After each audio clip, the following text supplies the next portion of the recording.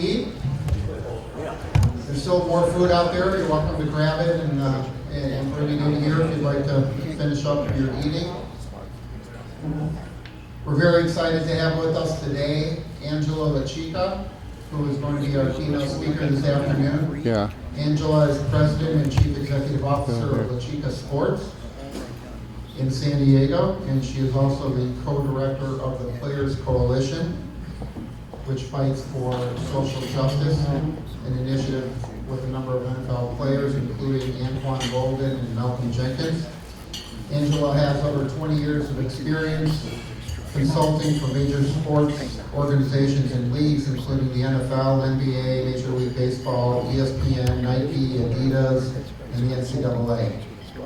And I think her topic is very timely when we look at all of the questions people were asking this morning in terms of how they can get athletes engaged with their cause, and when we look at some of the issues that have come out in social justice. So Angela's going to give us her presentation, and then we're going to have a little fireside chat here and have some conversation with her about the social justice initiatives.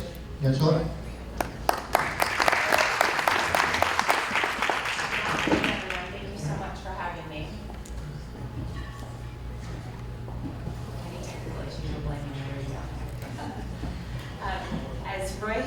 Can everybody see that okay? Because I'm going to refer to it a few different times throughout the presentation. Yes. Can you close the blind in the back of the room there? As Roy had mentioned, I am the President and CEO of LaChica Sports, as well as the co-director of the Players Coalition, again, which is fighting for social justice. So I wanted to talk today really about how I've taken my sports career and now have evolved into a pretty timely movement and has, in our opinion, pretty successfully been able to move the needles on some issues that have been very important, and being able to address how we take that tangible next step beyond any protests or anything that's happening in the community right now. So a little bit of background. I have worked on all sides of sports. I've been on the brand side, I've been on the front office side, I've been on the athlete side, the agency side, the nonprofit side, and I just keep landing on the athlete side. It was where I was most comfortable. It was an area that I was able to establish a lot of trust with athletes, and I've been pretty fortunate to build a career based off of that. LaChica Sports was founded in 2007. A little bit about what we do. We have 4 major pillars. The first being strategic marketing. So this is just a case study that we did with LeBron James. LeBron was a client for 3 years. He wanted to bring his basketball camp down to San Diego, and ironically enough, it was a challenge to get San Diego to embrace him because he wasn't favorable at the time. So we were working with American Express, Hershey, some of his big partners on activating that and making sure that, again, it was a community embrace thing. He loved San Diego. He wanted to make sure that he was able to continue this. It was one of the largest camps that we ran. And working on the PR side of that with him, I'd like to always give him a shout out because he does get some interesting comments in the media.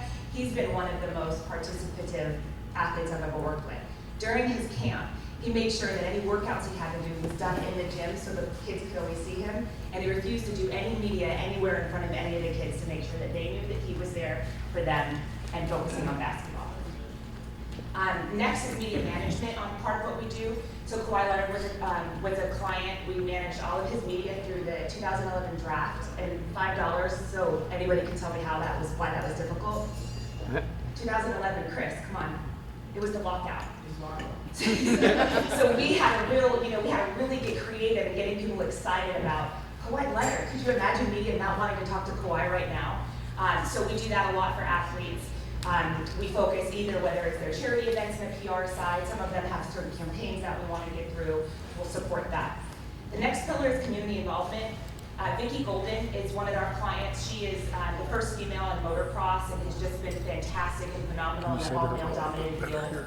Her father had a riding accident and became a quadriplegic. So we worked with the Christopher Reeve Foundation to be able to associate her with something that was special to her heart, where we didn't have to give her talking points, and that was just very natural and organic, and we'll kind of get to that later on how to connect the athletes on that side. Roy wanted to make sure that I did share this story. Luke Walton was also a client. Luke and I went to high school together. And back when he was running his foundation, you know, he'd asked me to help him run it. And I sat with him, I'm like, okay, Luke, who do you want to help? Like, what does that look like? And I'm sure you've all worked with people who want to help everybody or can't focus on that mission. And he's like, LaChica, I just want to help everybody. And I'm like, okay, Luke, like, we gotta focus that in. Like, who do you want to help? Do you want to help kids, like parents, what? So it took some time to kind of drill that down, and we ended up landing on an awesome organization that worked with families of fallen military victims or veterans. So he was able to kind of combine the single mom, he was able to combine the kids, he was able to combine military, and we found a really cohesive program that he again then kind of hitched his wagon to and was able to build a really sustainable working relationship with them and making sure it was impactful throughout his career. So now moving on to the next portion of what we do, which is social justice advocacy. And that's where I think is the most timely for our audience today. So there's two very important dates. October 18, 2015. A young gentleman was driving home in Florida. He was just practicing with his church band on a Saturday night. He was driving home, his car broke down. He pulled over on the side of the road and he called roadside assistance. Meanwhile, while he's waiting for roadside assistance and he's on the phone with them, a plainclothes police officer pulled over and said, "Sir, can I help you?" "No, I'm okay. Roadside assistance is on its way." "Sir, can I help you?" "No, I'm okay. Roadside assistance is on their way." Well, moments later, he was shot and killed. Plainclothes police officer, he was unarmed, on the phone with roadside assistance. That young man happened to be Anquan Bolden's cousin. That's an important date because that's what changed the trajectory of Anquan's life, of my career, and of what really you see now in the NFL and all of their social justice initiatives. Our recording, right? It's also important to note that that was almost a full year before anybody decided to protest on the field. August 12, 2007, any idea what that was? That's Charlottesville. I get a text. I wake up to a million texts and phone calls from Anquan. It's a Sunday morning. You know, he's supposed to be at training camp. And I told my husband, "Oh my gosh, something's wrong." I get on the phone with him. He goes, "I can't take it anymore. I can't take what's happening in this country. Charlottesville is disgusting, and that's the final straw. I'm leaving camp. Let's figure out how we control this message. But I'm not doing this anymore. I was born to do better, bigger things on this earth beyond football, and I need to do something about it now." So we get on the phone very strategically. Chris will know, jumping out ahead of the story because Lord knows what the team was going to put out. We called our media friendly, Jim Trotter. Trotter, so what's going on? Can you release the statement? Boom, boom, boom, done.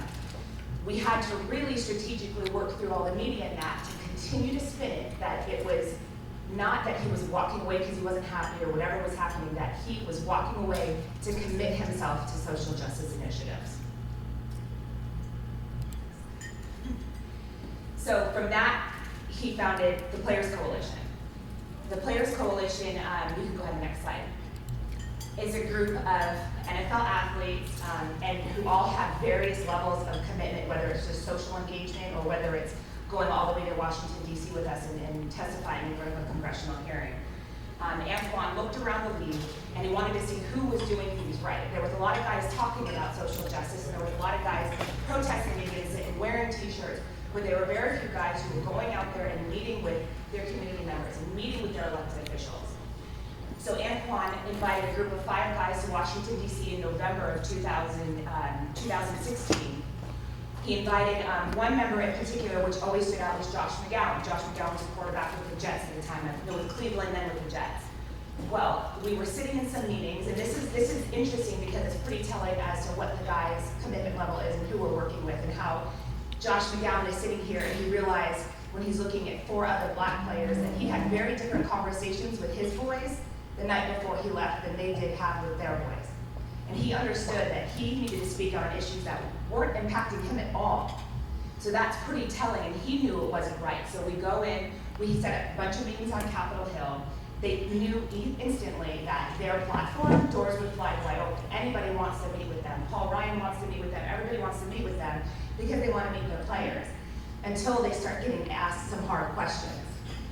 So as Anquan's going through this, him and the group ended up negotiating an unprecedented deal For $89 million, the NFL committed over the course of 7 years in both funding and resources. When I say resources, I mean marketing platforms, broadcast platforms. You'll see our messaging on ads during the Super Bowl now. The league now looks to us, and Chris has been wonderful in participating in supporting the efforts. The league will look to us and say, does this work for you? Are these the right way to tackle some of these issues? I'll get into the issues in a second. But the fact that you had a bunch of very wealthy white owners talking about even just listening to issues that weren't impacting them, but that they knew were important to their players, it was unprecedented and something that I think Malcolm Jenkins and Antoine should both be very, very proud of.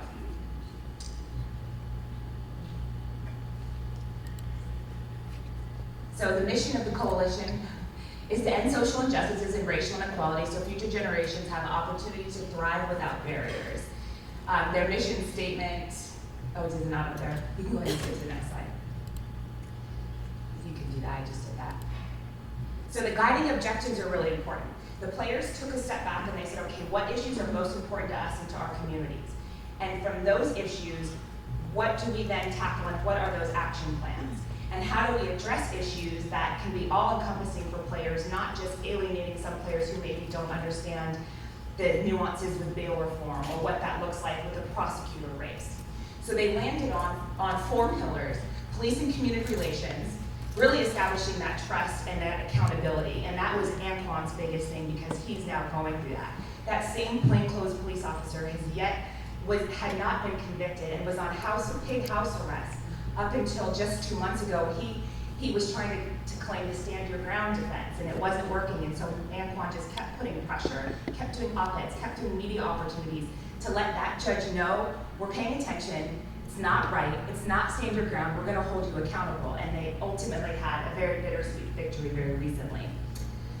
Criminal justice reform, education, and then economic advancement. You can see now that our work has kind of combined the school to prison pipeline. The guys have focused on the education piece. They landed on bridging the technology gaps for Black and brown communities into the areas, making sure that they're all getting the right resources as well. We're starting to focus more on education, which is exciting. And it will be easier also to get more players engaged, as the criminal justice thing, like I said, could be difficult to deal with. I want to give some really specific examples of what we mean. So the players were really smart and they surrounded themselves with subject matter experts. We heard a lot on the panels today about doing things with evidence-based people in the field. I was a criminal justice major randomly, but had no idea, like you, ma'am, and had no idea that it would come back and help me 15, 20 years later in my career.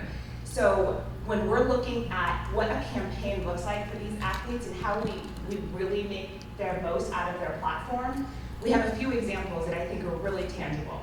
So in Florida, we were working towards the November 6, 2018 election. And in Florida, they had the highest rate of people who were unable, of nonviolent offenders who had records, who were unable to vote. That's 1.7 million people in the state of Florida, nonviolent offenses, some that happened years and years and years ago, who didn't have the right to vote. That swings an election if you're looking at a place like Florida. So what we did, we worked with our subject matter experts on the ground, and we said, okay, so November 6th, we need to get this Amendment 4 passed. We need to restore these people's rights to vote. What does that mean? Well, here's what we're gonna do. We're gonna start with some op-eds. We're gonna start putting some media pressure on there. As we get closer to, we started introducing some workshops. A lot of people, will ask, and I'll get to this later, but a lot of people want the players on the panels and, talking about this stuff, and that's great, but players are athletes. They want a game plan. They want to know what you need them to do.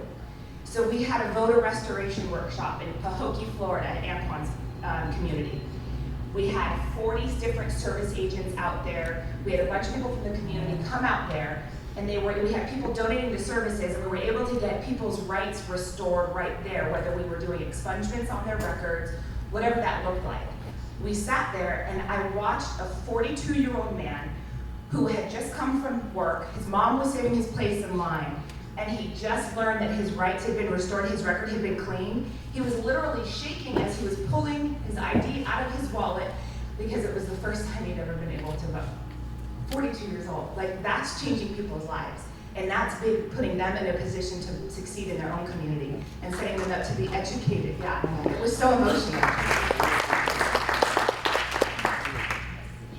In New Orleans, we're doing a lot of work with Demario Davis and Ben Watson, who's now with the Patriots. But Louisiana was a mess. They were one of two states last year one of two remaining states that had non-unanimous juries. And this may sound boring to some of you guys, but it's impacting people's lives. And it's been very on-the-fly learning for me and getting to see it firsthand. But they had a Jim Crow era law on their books where people could be convicted of a criminal offense with a non-unanimous jury. And that plays into mass incarceration, that works against the Black and brown communities. It wasn't gonna happen. So what our guys did was that we got them with people who were working on the ground in New Orleans and Louisiana and understood what those House bills did and understood those influencers. We set up meetings with the people who were gonna vote. We made sure that they were writing op-eds. We were making sure that they were making phone calls. We were making sure that they were showing up to poll sites so that people would come out and encourage them to come out and vote. They ended up, let me see the date of that, on November 7, 2018, Louisiana ended up requiring all criminal convictions to now be unanimous juries. So we have one state left, but that's change. That's tangible, measurable impact.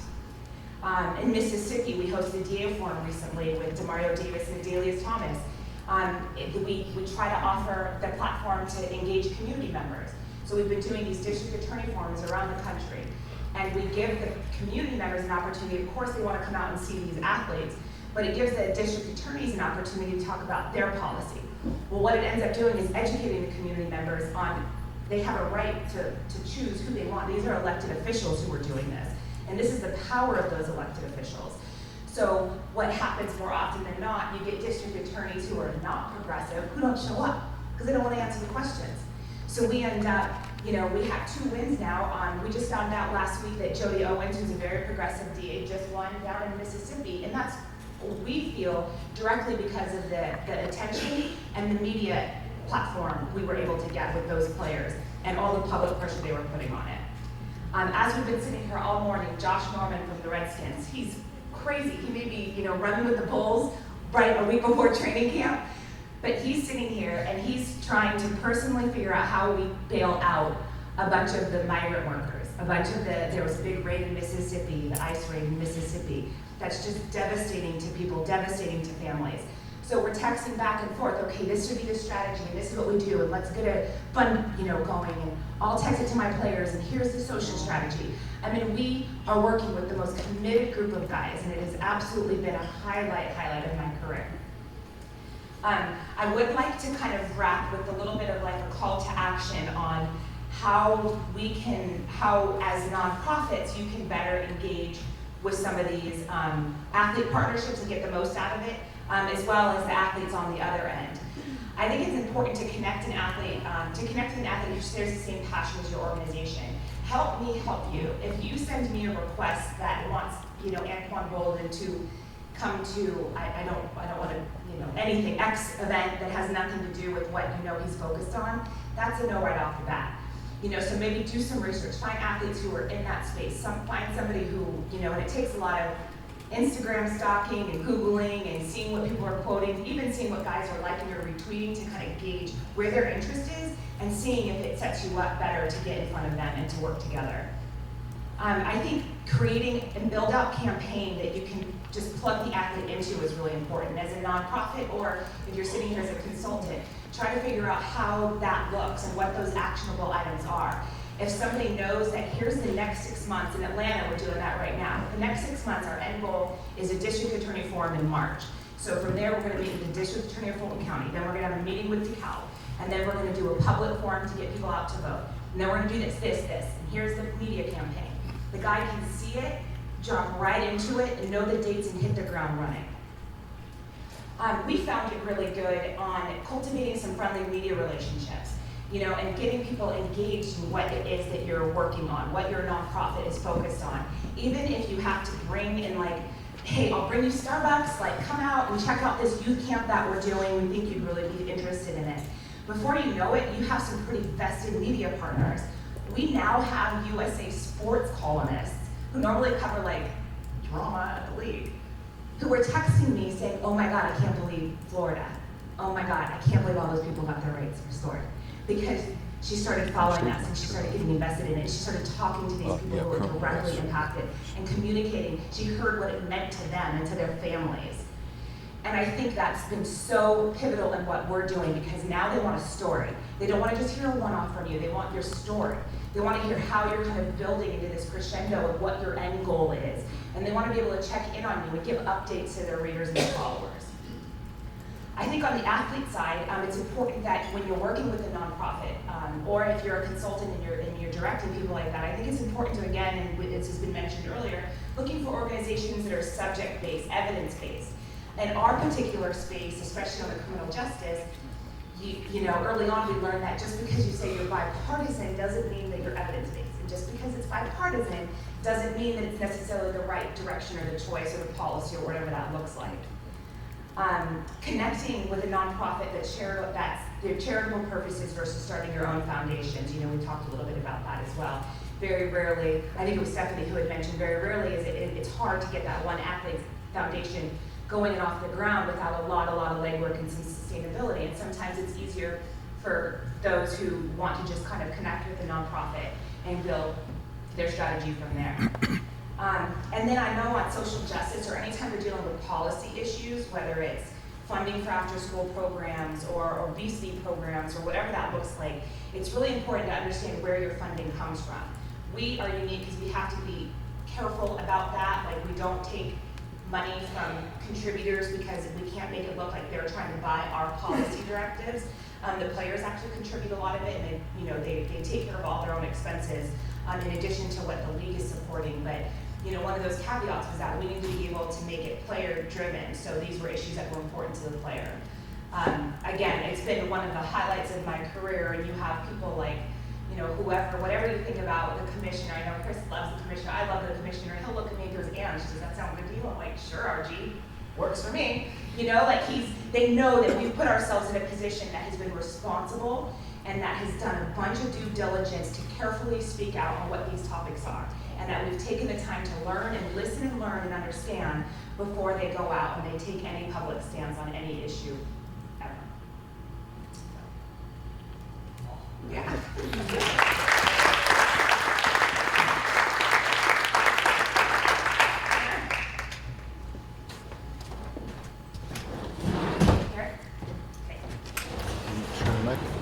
Got it.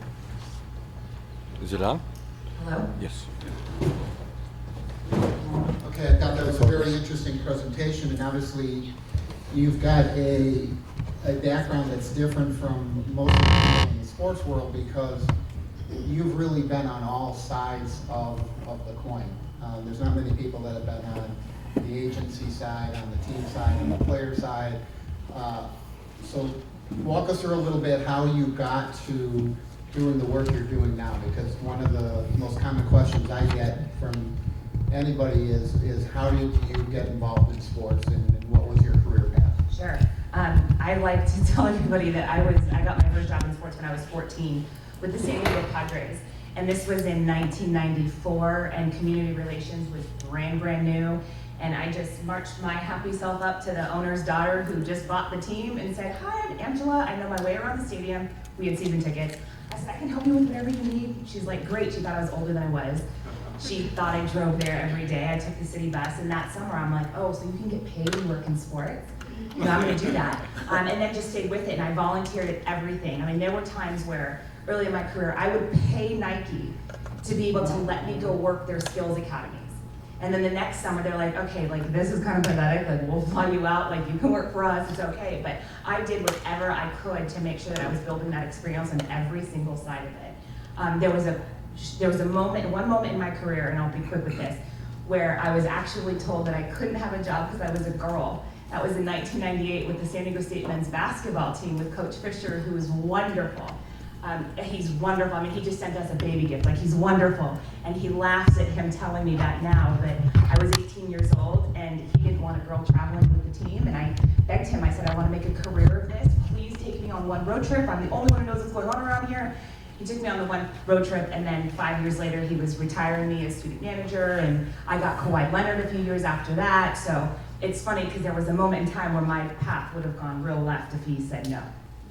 I think you raise a great point, which is one of the most common questions or issues that we get from sports organizations is that they're looking for people who want a career in sports, not just a job in sports.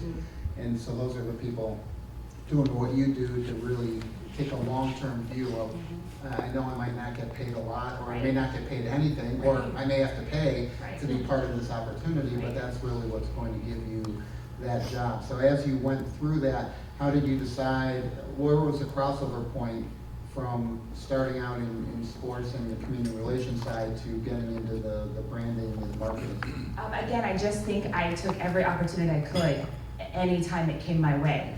You know, I've lost boyfriends over this career. You know, I had a boyfriend who didn't want me to go to Chargers training camp for 6 weeks. I got an opportunity to be in their PR department. And I'm like, oh, then we're breaking up.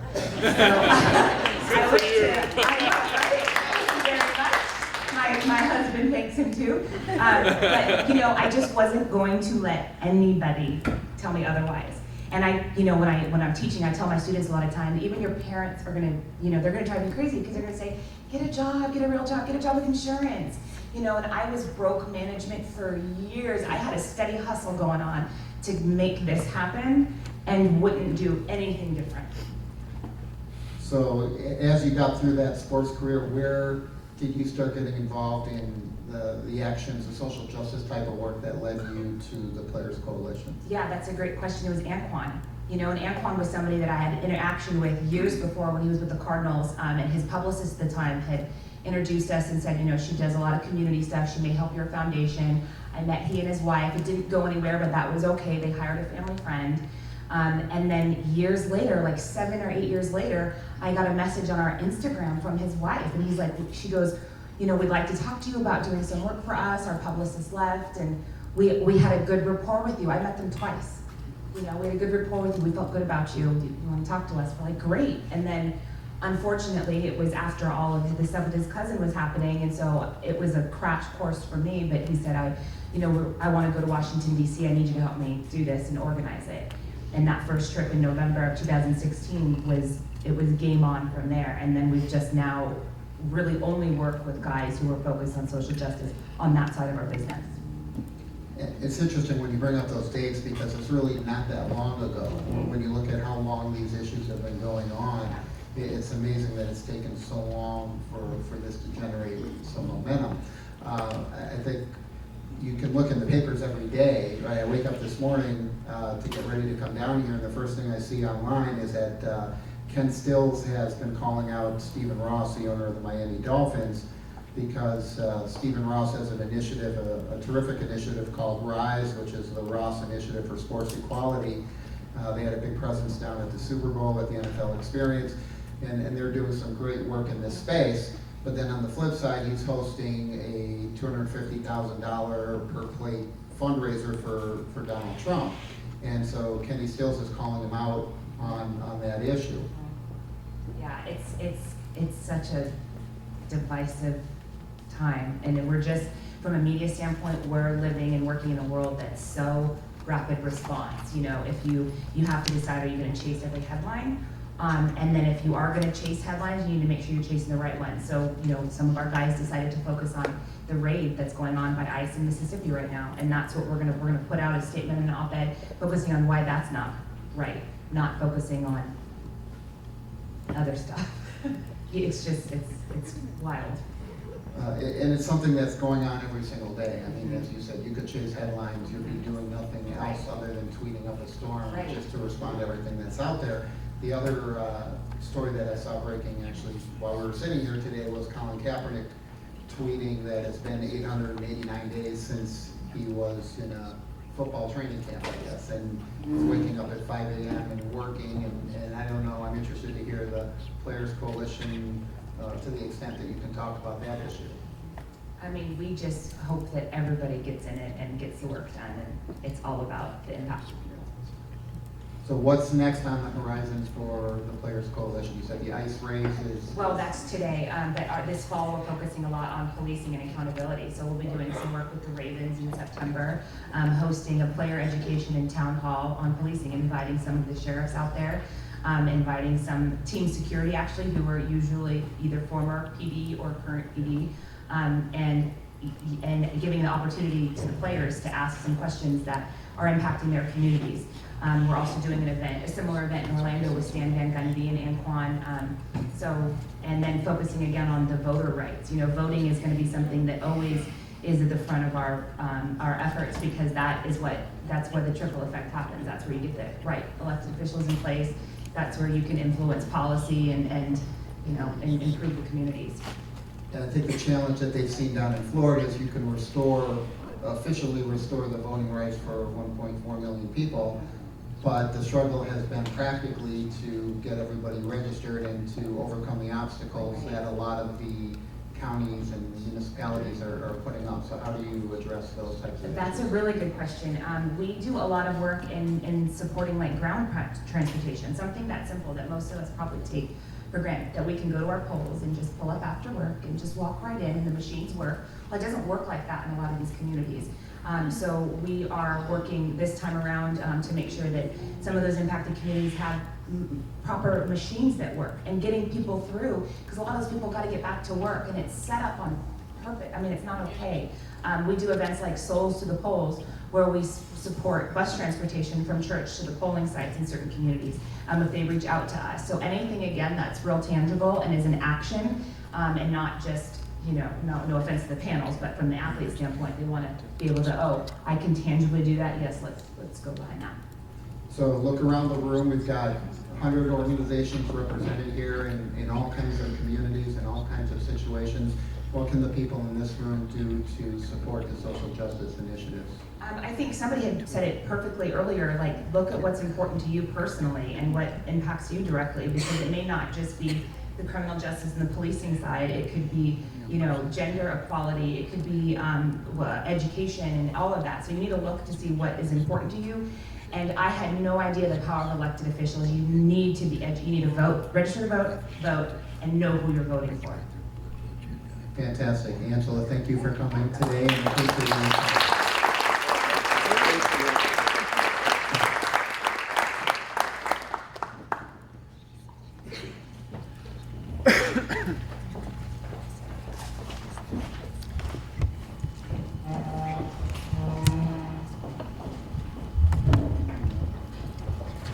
Okay, so we're going to have a slight detour for just a few minutes here to get everybody warmed up for our next panel. I'm going to bring up Kayla to introduce something that we're going to do, and this is to get everybody's brains moving again after lunch. So I'm going to pass out a handout here, and Kayla's going to start the explanation of what we're going to do, and this will be about 10 minutes, and then we'll move on to panel number 4. Thanks, Roy. So Roy's gonna pass out some sheets to you. We're gonna get your brain moving in case like Farlone said, get it going again. So we are going to do that. And as Roy is passing out these sheets, we heard the judges say, know your why, or the panelists, know your why, and then ask yourself your why again, and then again. So when it comes to brain coaching and the why, it's about constant, never-ending improvement, which is obviously another buzzword. Our mission is in every segment and everything that you guys are doing to assist you with helping your people get better, get faster, overcome objectives. So when everybody has that sheet, we'll get started. I was also asked, if you have your sheet, if you could please turn your LinkedIn location on again, so if anybody missed it, they can find you. There were a few people who weren't in the room that would love to connect with you. Okay, everybody has their sheet? Can I please get one of those sheets? Thank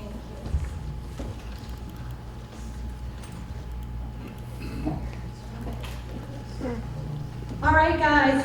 This is going to get a little bit loud and a little bit funky. Roy, do the girls in the orange shirts with Basket Brigade have sheets? Perfect. So, guys, if you could do me a favor, look at your sheet. Do you see that green arrow? That green arrow should be in the upper left-hand column. Otherwise, we're going to be working in different directions. Is everybody there? Come on, guys, you gotta do better than that. Is everybody there? Yeah! All right. So, what color is that arrow? Green. You guys are good. And is it on the left side of the sheet or the right? You guys are really good. You're really smart. I mean, there's a reason you're in this room today, right? All right, here's what we're going to do. It's called a speed drill. You're going to tell me what direction on a compass that green arrow is facing. Is it north, south, east, or west? North. You guys, I'm a high school teacher. Is it north, south, east, or west? North. It is north. Okay. The next yellow arrow is facing east. Okay, you guys are good. We are going to be very loud, have a lot of fun, and go through the sheet as quickly as possible. You are trying to race your neighbor. If you make a mistake, don't worry about it. Keep going. Is anybody in this room competitive? Maybe? Okay, so you're going to be loud, louder than your neighbor. You're going to be fast, faster than your neighbor, and you're going to get through the sheet as quickly as you can, saying the direction of the arrows. Are you ready? Yes. On your mark. Get set. Roy and I are going to race too. Go. Northeast, northwest, south, north, west, south, west, south, east, north, south, east, south, west, south, east. Little bit louder, a little bit faster. Let's go, guys. That's whatever.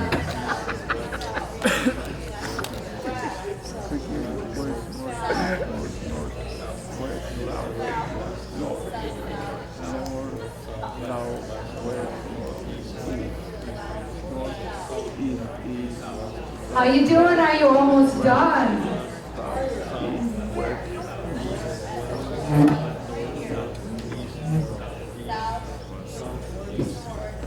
If you don't use it, you lose it. Let's go, let's go.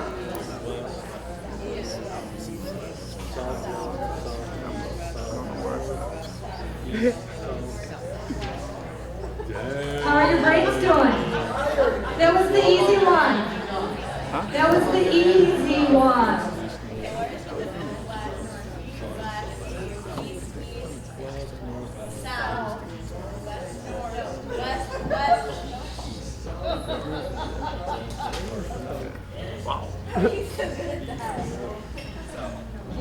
Keep going. If you're not done, go quick. If you're done, stand up.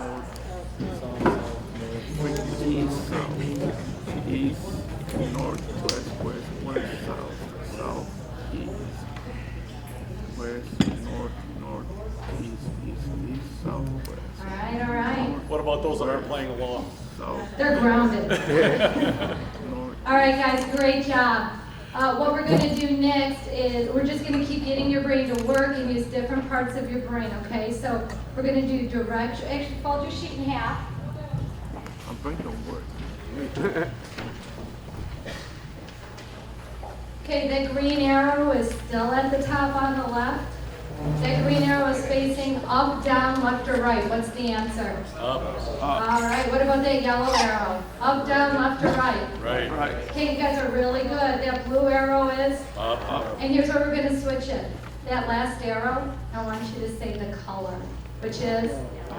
So this looks like up, right, up, yellow, correct? Yes. Are you ready? Only the half sheet, okay? As fast as you can, as loud as you can. Beat your neighbor. Or you can stand up and sit down when you're done. Are you ready? Get set. Go.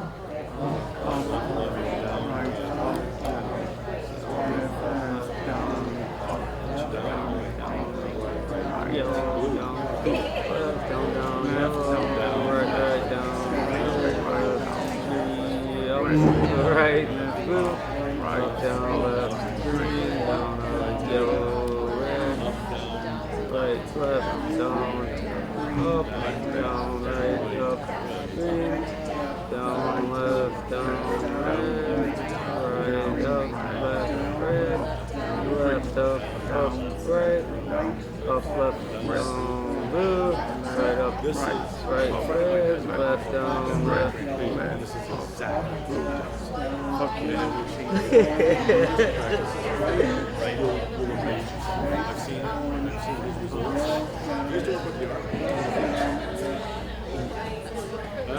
Where's participation? Standing up, I'm standing up. Keep going, keep going.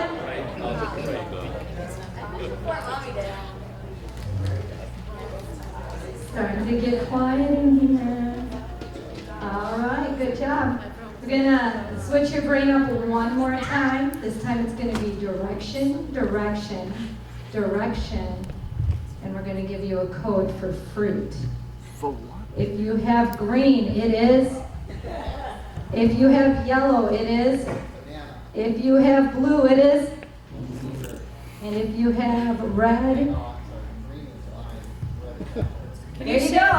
All right, green is lime, yellow is banana, red is apple, and blue is blueberry. Red is Apple. Apple. louder. Apple. Yellow is Banana. green is, Lime. and blue is. Blueberry. Are you guys sure? No. You have this. Here's the thing, we're asking your youth to do this, okay? Train the trainer. You guys ready? Direction, direction, direction, fruit. Any questions? No. On your mark. Get set. Go. Banana. Left, down, apple, up, down, up, right, blueberry, left, down, banana, right, down, apple, left, up, right, blueberry, up, down, left, down, green is lime, down, up, right, apple, right, left, down, blueberry, down, right, up, left, lime, down, left, up, apple, right, up, left. You guys gotta get louder than that. Let's go. Left up, banana. Left Thumbs down, up. blueberry. Right up, right.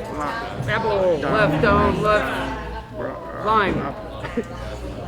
Right, Good job, Jared. left, down. Left, up, banana. Up, left, down, blueberry. Up, left, right. Go, go, go. Right, up, right, apple, left, down, left.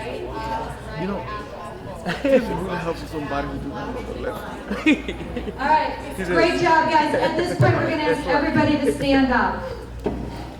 We're going to show you what you just practiced for and the impact that it can make to your team, your organization, people you know with traumatic brain injuries, people who are undergoing cancer treatment, Alzheimer's, things like that. So you can take this back. We're happy, the Sports Philanthropy Network, Roy and I are happy to help you implement this type of program into your organization. We're happy to come alongside you and really work with you on that. If you can please open up your page back to the full sheet. This is where your brain is really going to make a difference. It's going to get a lot easier. You're going to see a decrease in the amount of time it takes you because you've primed your brain. You guys have heard prime to perform, right? I know there's some Tony Robbins people in here who know that. Woo-hoo! There you go, more. Okay, so this is the speed drill. And what you're going to do is you're just going to say the direction all the way through. So it's up, down, left, or right, okay?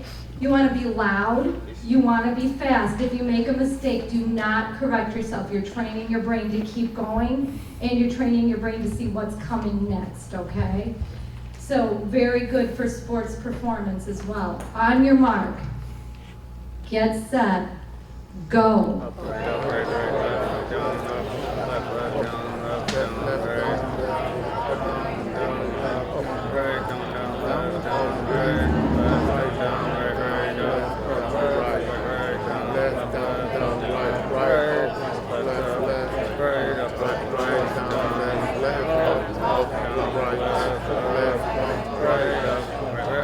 When you're done, I want you to sit down. The last person standing owes me Starbucks.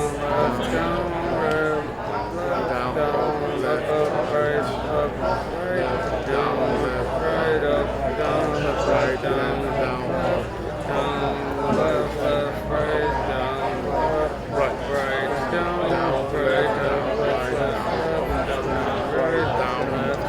You guys look just beautiful. Right, down, left, Nice job. down, left, down, down, right, up, down, left, This is great. I can see who the smart people are in the room. down, up, right, left. The competitive folks. The overachievers.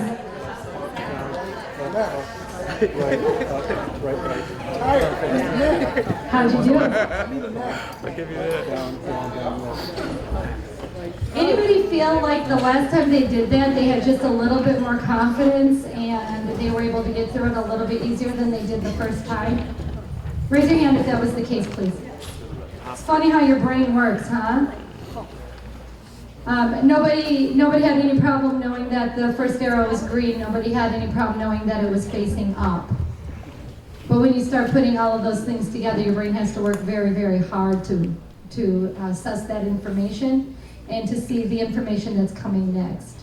Working hard to train your brain is just as important as it is to train your body, and it's like personal training. If you don't keep using heavier weights, you're really not going to progress.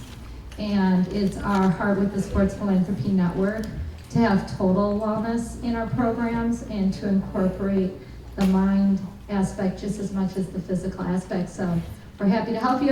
If you have any questions, reach out to Roy or myself. Thank you guys so much. Turn off the cord. Turn off the cord.